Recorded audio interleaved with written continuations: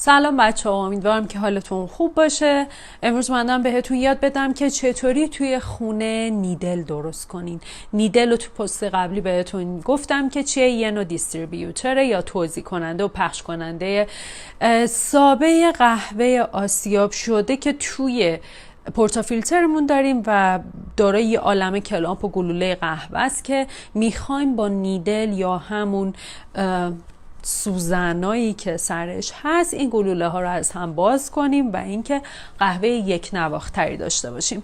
برای این کار اینو نیدلیه که من میخوام بهتون یاد بدم چجوری قراره توی خونه درستش کنیم.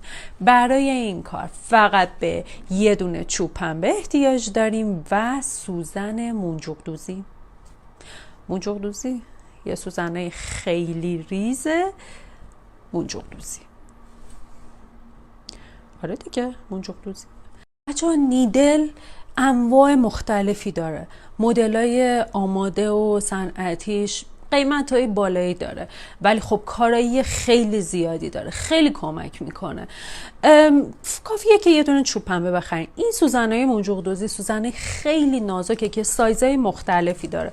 این الان یه سایز خیلی بلندشه که من به اشتباه خریدم و این سایزی هم که الان من گرفتم البته سایز کوچیکشه و شما اگه یه سایز بلندتر و متوسطش رو بگیرین اوکیه.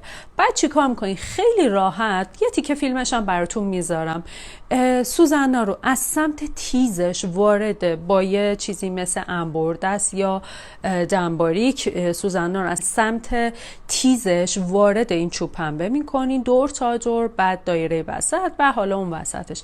سمت تیزش باید داخل چوب پنبه باشه وگرنه ته بسیط پورتاتون رو خط میندازه و ممکنه که بهش آسیب.